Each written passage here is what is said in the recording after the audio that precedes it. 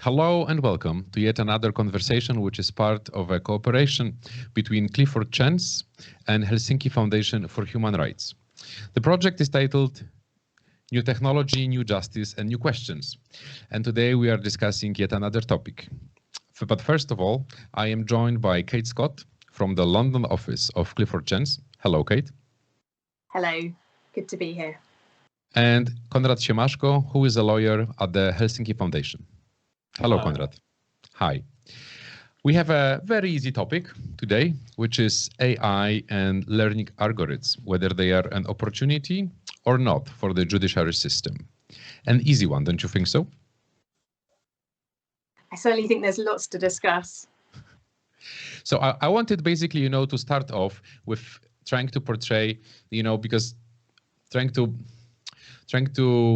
for the people who are watching us to disconnect, let's say, technology, which is changing the whole legal system.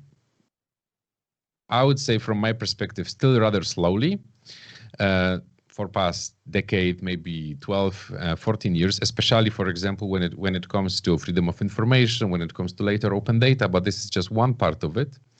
There is other aspects, especially when we think about judiciary system, from how this layer of going digital is different from AI and learning algorithms, especially that learning algorithms need something to learn from. So I'm really curious to understand what they are trying to learn from. When with this easy question, I would like, Kate, maybe if you could start.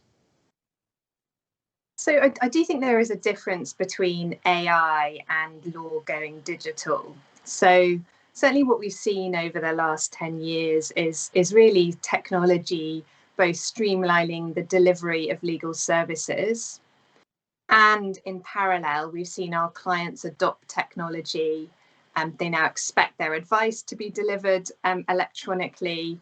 And indeed, they're innovating in the way in which they contract with other parties. So, for example, many contracts are now digitized. We're seeing smart contracts being adopted. We're seeing contracts on blockchain. And so I think there's been a lot of change over the last 10 years, very much driven by client need. I think technology has so many benefits. It's delivering efficiencies. It's enabling us to do things more quickly. It's enabling us to identify errors. And I can certainly give you some examples of that if that would be helpful. Yes, please. I think the next. Okay. Well, I mean, to give you some examples. So I'm a litigator and I practice mainly handling high value civil claims in the English High Court. And so what we've seen really is technology change the way in which we manage those cases. So, for example, we might use technology as a research tool. All legal materials are now online, whether that's judgments or textbooks. We're seeing AI being used in that context to enhance the functionality of search engines. So to classify results, to get to the most relevant information quickly. And actually now what we're seeing is overlaying that is a number of innovators bringing analytics capabilities to that research. So we now have products which are litigation trackers, which can tell you which judges have heard which cases and how they've ruled, what decisions they've reached. There are products like Solomonic, which effectively apply further data analytics to those judgments.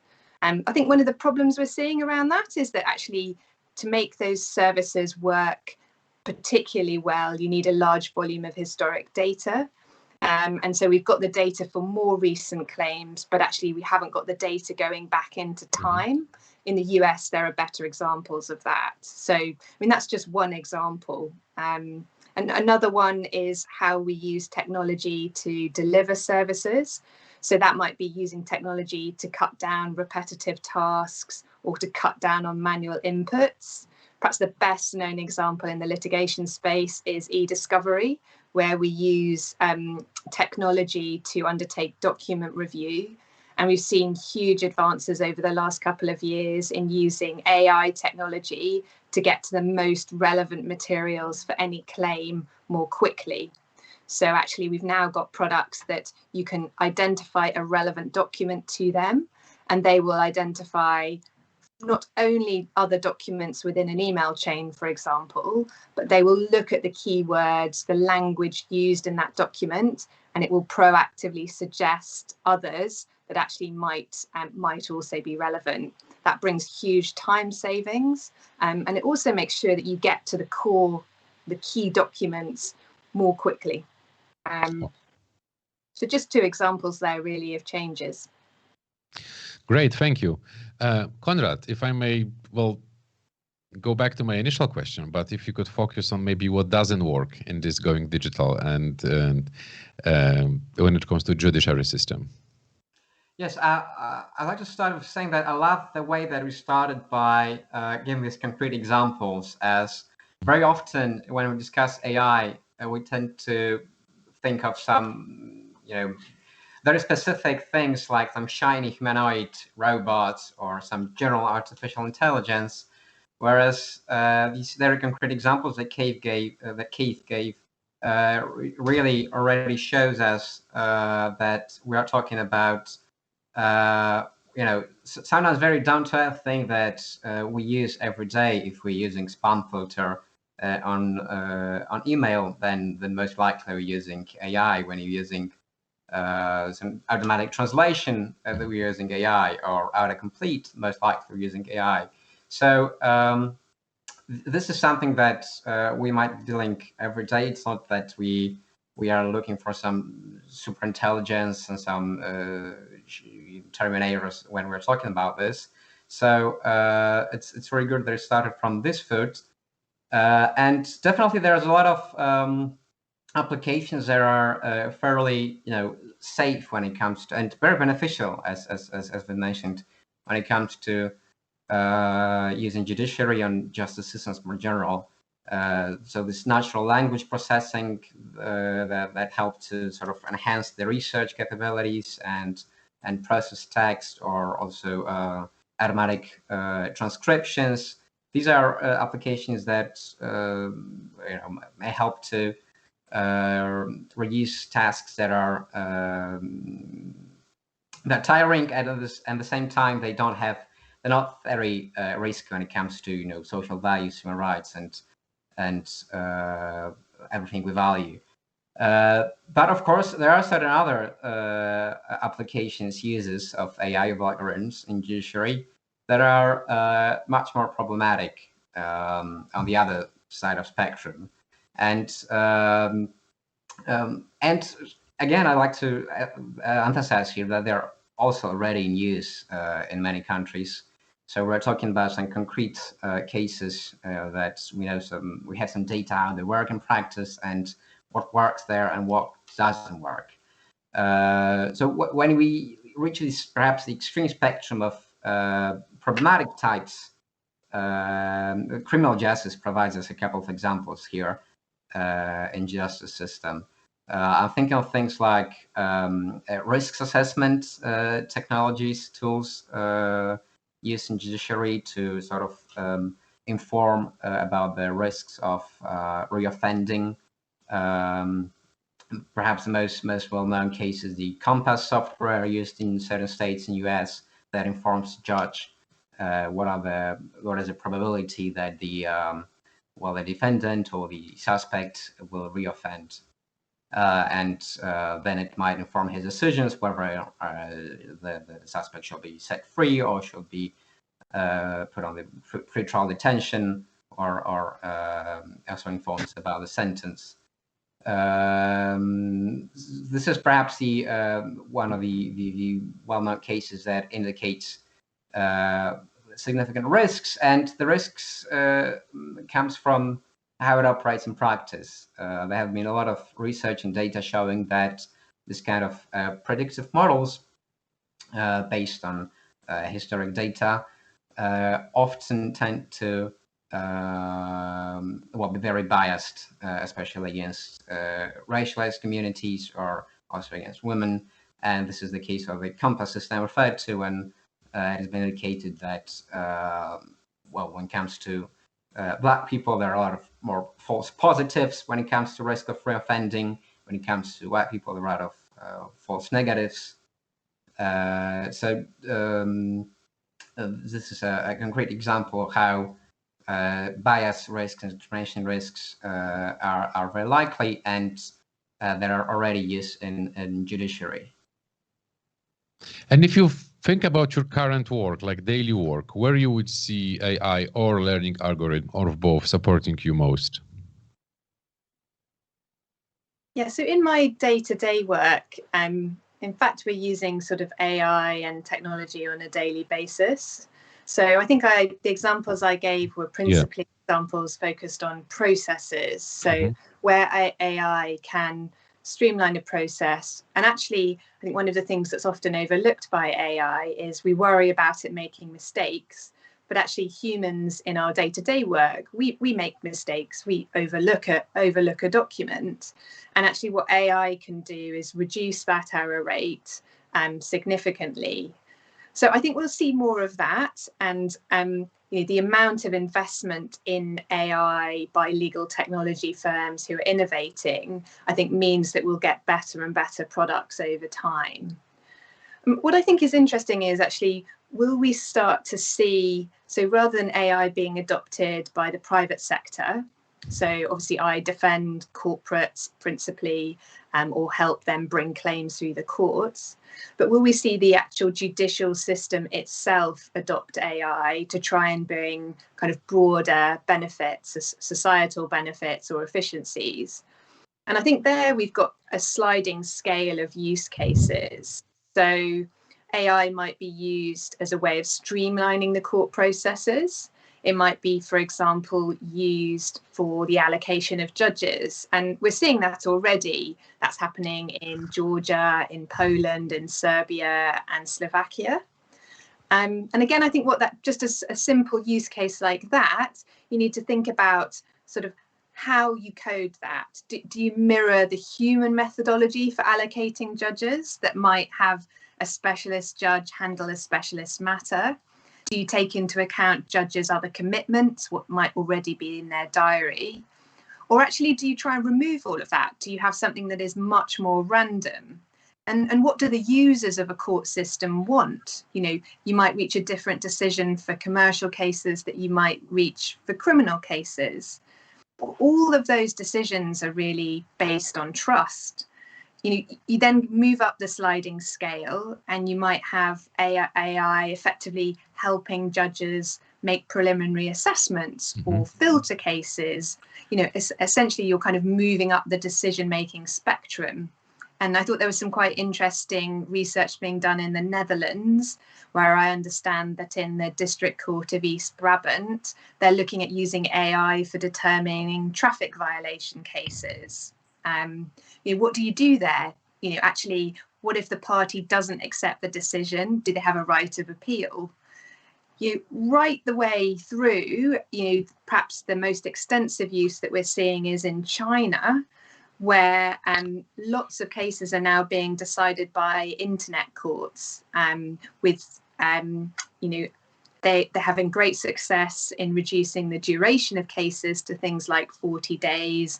They're handling all sorts of disputes, IP, e-commerce, financial disputes. And I understand that 98% of those rulings are accepted without appeal. But, you have to then work through some of the ethical issues associated with that. Will we ever see that in Europe? I'm less sure. But it's certainly interesting watching the innovation throughout the judiciary, throughout the world. Yeah, so here is a very important fact, and it's not even discussing AI within judiciary system by AI in general, which is how do we encode values in it, or like some kind of a moral code. Because before we take a slight detour of talking about technology, I just wanted to refer we also see this internet court proceedings, for example, in Belarus, where the situation is that right now a lot of people, especially activists and journalists, is in prison, and they are basically, the court proceedings for them looks like this, that they are in their cell and there is a laptop in front of them and they see a judge, and the witnesses who testify against them are usually masked policemen whose even real names are changed and apparently known only to court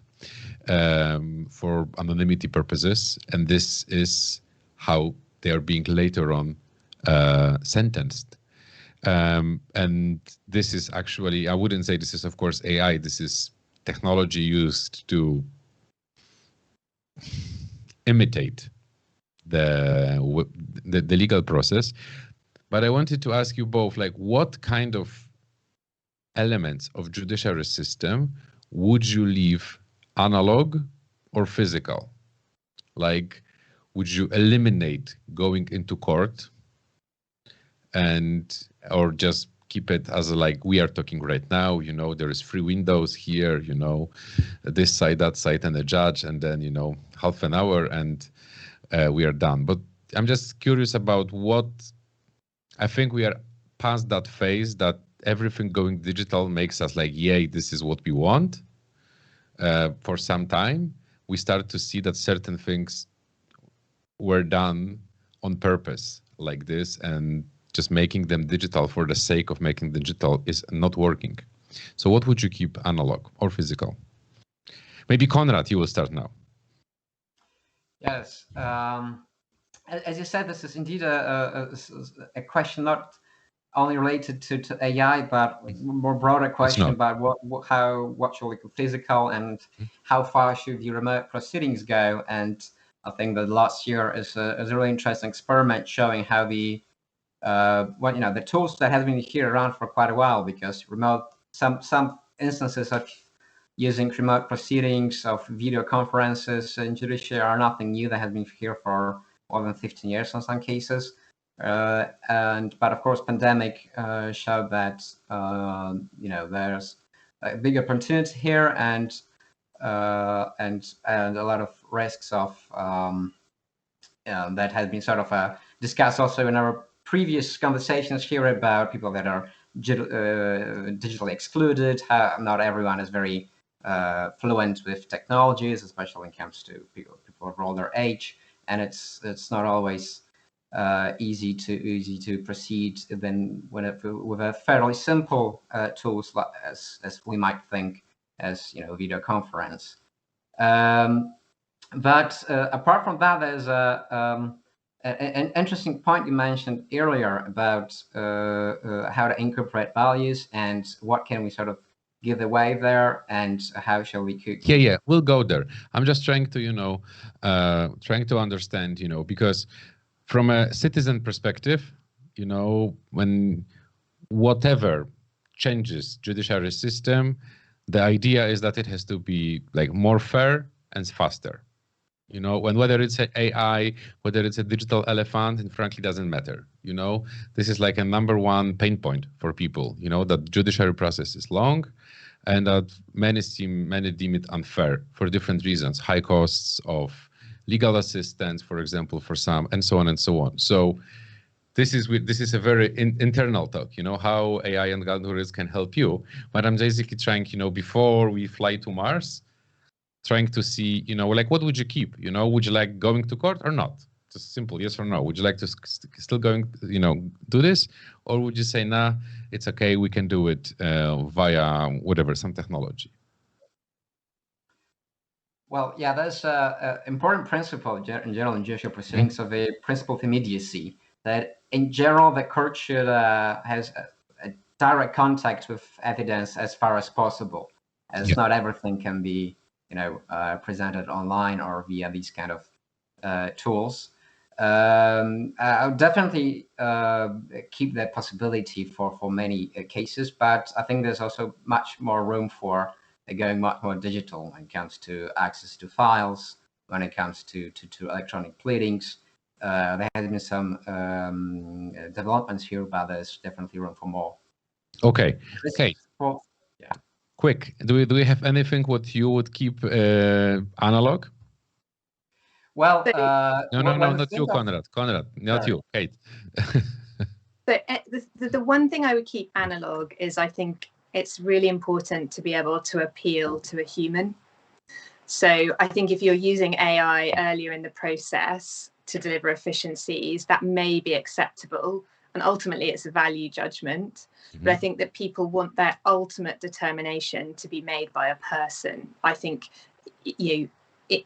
particularly in criminal cases. So that for me is a red line.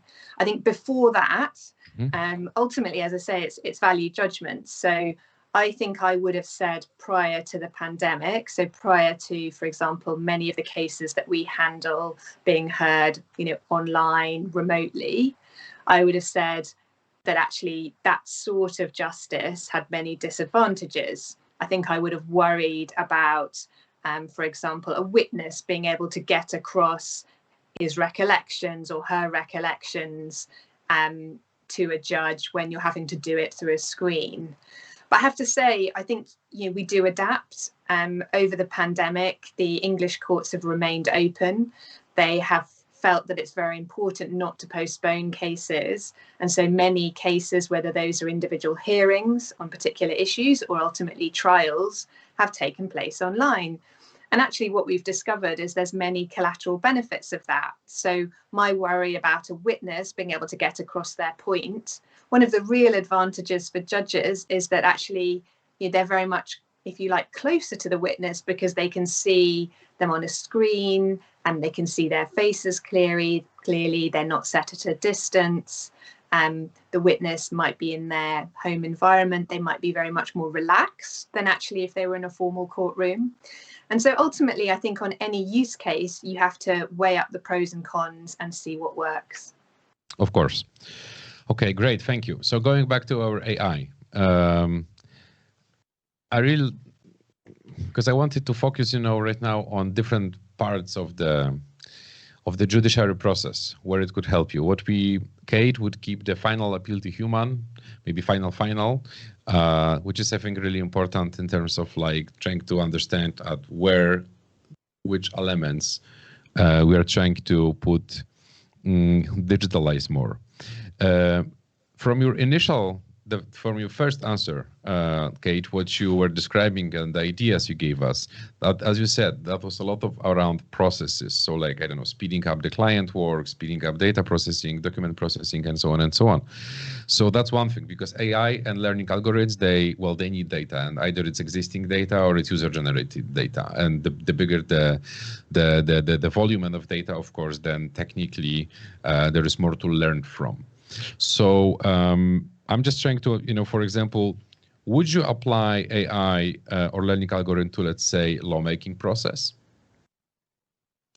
So the legislative process? Yes, legislative, yes. See, for me, with any AI use case, you need to start with the issue of trust. And I think if you're going to apply AI, what you need to have is sufficient data. It needs to have been coded in a way to make decisions, and it needs to remain something that is trusted by the users of that process. So, certainly I think there is a role for data in the lawmaking process. For example, if you can see that there is a growing issue or the law doesn't cater for a particular scenario, I think if lawmakers can have that information, they can identify the problem, the scale of the problem, and then hopefully respond better. But would you ever want to have a scenario whereby, for example, there was a new criminal activity, and without any human intervention, lawmakers would decide to apply regulation or indeed criminal offences in that space? That I am less sure about. To do that, I think we'd have to have quite a lot of confidence in the way the AI was making its decisions and indeed how it had been coded and who had coded it. Konrad, if I may jump into something different slightly, but what part, let's say there is an existing algorithm, would you make it the way it works public or not? I think it depends where it is used. Definitely in public sphere, that's important public information. In private sphere, I understand it might be, it might be a trade secret, might be commercial data, commercial information. But if it's making significant decisions affecting people's lives, I think there's definitely public interest in knowing how it works, especially knowing that there's this kind of automation bias that we tend to view the algorithms as perhaps being the more reliable, as the objective, and making automatic decisions. So not having the same errors as we do. But it's crucial to remember that the whole design of algorithm involves a lot of human decisions, about the design of it, and that affects the final outcome. So information about when it's used for public decisions, especially that affects, or other decisions that affect people's life, yes, I believe that might be public information. And of course, there are many cases also in Poland where organizations try to access this kind of information. What do you think about the algorithm which assigns judges in Poland? You know that there is a lot of controversies about it. Yes, precisely. And there's an ongoing proceeding on the trying to get access to this source code launched by Watchdog Poland organization and the Państwo Foundation, where we also, as foundation, joined the proceedings. I think it's absolutely crucial to know when this kind of algorithm assigns judges, to know how more or less it works. But here we have to also know that learning algorithm is something different than just code. In terms of code, let's say you have version 1.0 and it's not changing. Learning algorithm, the sole purpose of writing it is so that we provide it with a framework so it adapts to data it receives. So today it can look like this, tomorrow it can technically look differently, because new factors showed up, and within the framework it operates. It simply is providing different output than it would be the day before. That's the whole purpose of basically having AI. Kate, I interrupted you. You wanted to say something? I was just going to say that this issue around explainability is something that really all businesses are grappling with. And I think the public sector is going to have to do the same. So under GDPR, obviously, where personal data is being processed by an algorithm, that individual may have a right to an explanation. And I think we've got to grapple with what that explanation looks like. And from my perspective, that doesn't mean giving away all of the IP, all of the trade secrets. Certainly, I think there is a way to provide an explanation that might be a textual explanation. It may be an explanation in words. It may be a statistical explanation. And actually, there's a lot of innovation being undertaken, for example, in the fintech sector, about how those explanations are provided and in what form, and whether that is GDPR compliant or not. But I think it is doable. And when we're talking about judicial decision making and that using AI, I do think it's important that enough information is provided. So, for example, that might be, in your example, understanding the factors in the decision making. It might be by looking at a sample input and seeing what the sample output would be. And really, one of the reasons why I think that's so important is the trust issue that I mentioned earlier. I think that we are not yet at a point where the public has confidence in AI always making the right decision. There's obviously been some well-publicized examples of where that's gone wrong, and I think enhancing trust means providing some of that information, something by way of an explanation. The real issue is how much. Konrad, what would you say is the biggest myth with which adoption of AI in judiciary system we have to fight with? If I had to choose one. Oh, there is more. Great. Well, yes. I think that I can name, at the start, at least two. One is sort of referring to what you mentioned just before. There's this idea of the black box, that you can't really open some algorithms as they're too complex because they operate through neural networks and we don't really know how it happens. It is sometimes true that it is hard to sort of look inside. But sometimes it's also used as a sort of excuse not to get there. And often we sort of we call AI systems that are fairly simple and count statistical methods, and the sort of myth allows to think of it as a input-output box, and without opening a look at that, there's a lot of decisions inside that are made, and someone made these decisions, so we should not sort of alienate and to look at it as unexplainable. So there's a wonderful text about that, saying that opacity is often more of a political choice than only a technical issues, especially that often this is not only about technical issues, but there are other excuses used not to inform about it as trade secrets or saying it's just government business. So this is one perhaps one of the myth. Another one is related. Okay, but quick. Yeah, another one is sort of I already mentioned, so very quick. It's that it's a machine. It's not what it does, and it applies objectively.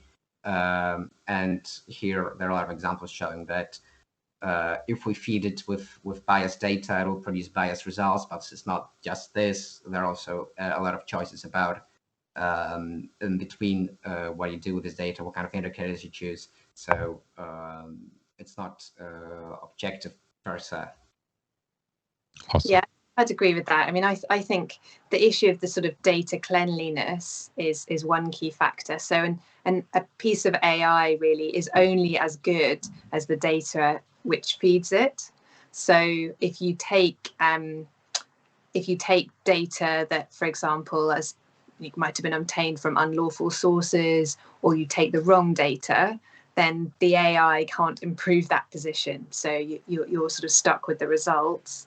The second issue is obviously the issue that Konrad's flagged up, which is inherently when coding any AI, whoever is doing that coding needs to be very careful not to import their own biases, or indeed to have sufficiently thought round some of the issues so that there are no unintended consequences. I mean, a real life example of that, not in the court system, are some cases that are going through the Italian court system. So cases involving the use of AI by Deliveroo, a food delivery company. And what's interesting there is that the case has been brought by a group of claimants who effectively want to verify how Deliveroo's AI is working and the factors that lead to the allocation of particular jobs. The concern that they've raised is that the AI is not sufficient to be able to distinguish between Deliveroo drivers who may not be working hard enough, maybe declining jobs, and those that are actually working part-time because of, for example, childcare responsibilities or other jobs that they have. And so the allegation is that AI discriminatory in the way in which it's allocating new jobs to new delivery drivers. What I think that shows for me is that part of the explanations process is really flagging up and allowing an opportunity for the law to test, how AI is working and whether it is applying its decisions, making its decisions in a way that is lawful. So explanations have a key role in really identifying issues or identifying potential grounds for challenge. And I actually don't think we should be afraid of that. I think that is the right thing to do. Only if we check and challenge can we assure that actually the AI is working as we all intended. And nowhere is that more acute than in the courts, where you're dealing with either very significant issues of parties' legal rights and obligations, and certainly in the criminal court, you're dealing with issues about people's human rights, whether they're going to be prosecuted, found guilty or not. And it's absolutely right that we should check and challenge any technology that is used to check it's working how we expect. Great, thank you. My final question, which was slightly already answered, Kate, and it's only going to go to Kate, sorry, Konrad, which is like, what is the one thing which is like makes you really excited about the use of AI in the judiciary system? which we think about it. You know, we discussed negative sides and what to do to protect it. So I'm just curious, like, what makes you really excited about it? I mean, I think the real benefit of AI is just to enable us to make better decisions on the basis of the available data. So, I mean, I think that will AI fundamentally change the way in which the courts operate? I think from my view, probably not. I don't see that being likely, you know, in the short term. But what I think it can do is make us do a better job and do it more quickly. So, you know, I am excited about the use of data. So, for example, that you know, where we can bring together judgments and we can analyze that data and we can see the decisions that are being reached. I'm excited about the decisions that save court time, so that actually judges can focus on the core issues of deciding parties' rights and obligations. It's those, if you like, I would call them marginal gains that, although they're perhaps, you know, they're then less headline grabbing, I think that's actually where the real change will start. I think we'll grow trust through using those processes. And actually, as AI technology develops, as we inbuild all the checks and challenges that I was talking about, and trust develops, we may be able to use them for more experimental, more innovative use cases. Thank you very much. It's not an easy topic to discuss. We've covered it from many different angles here today. I would like to thank our speakers. Kate, thank you very much. Konrad, thank you very much. And to those who are watching this was another conversation in a joint project by Clifford Chance and Helsinki Foundation for Human Rights. So I guess there is more to come. So watch out for this. Thank you very much. Thank you.